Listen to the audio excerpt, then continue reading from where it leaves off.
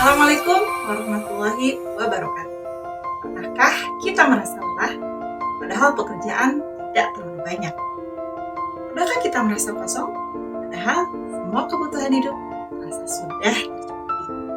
Atau mungkin kita sering tersenyum di depan banyak orang, tapi ketika sendirian justru merasa ada sesuatu yang hilang. Kalau pernah, mungkin yang sedang kita alami bukan sekedar kelelahan fisik. Bisa jadi kita sedang kehilangan koneksi dengan diri kita sendiri. Hari ini saya ingin berbagi tentang satu perjalanan yang sangat berharga, yaitu reconnect. Reconnect berarti kembali terhubung, bukan hanya terhubung dengan orang lain, tapi kembali terhubung dengan diri sendiri, dengan hati kita, dengan tujuan hidup kita, dan yang paling utama dengan Allah SWT. Dalam perjalanan hidup, kita sering begitu sibuk mengejar target pekerjaan, keuangan, target prestasi, target pengakuan orang lain. Namun tanpa kita sadari, karena semua kesibukan kita justru menjauh dari diri kita sendiri. Kita lupa bertanya, apa yang sebenarnya sedang aku rasakan? Apa yang membuat aku bahagia? Untuk apa semua perjuangan ini? Dan kita menjalani hidup seperti mesin. Pagi, bekerja, pulang, tidur, lalu mengulang semuanya lagi. Sampai akhirnya kita merasa hidup ini hambar. Tahu bukan hidup yang salah. Yang hilang adalah koneksi. Saya belajar bahwa sebelum kita mampu mengubah hidup orang lain, kita harus lebih dahulu berdamai dengan diri sendiri. Kita perlu mengenali emosi kita, menerima luka-luka yang pernah ada, memaafkan diri sendiri atau kesalahan di masa lalu. Karena seseorang yang terus berperang dengan dirinya sendiri akan sulit menghadirkan kedamaian bagi orang lain.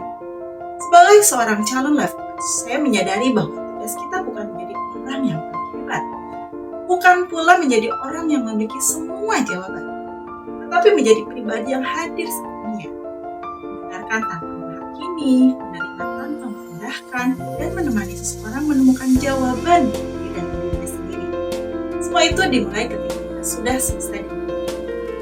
Connect juga mengajarkan bahwa hidup, baik yang menyenangkan maupun yang menyakitkan, sebenarnya sedang membentuk kita.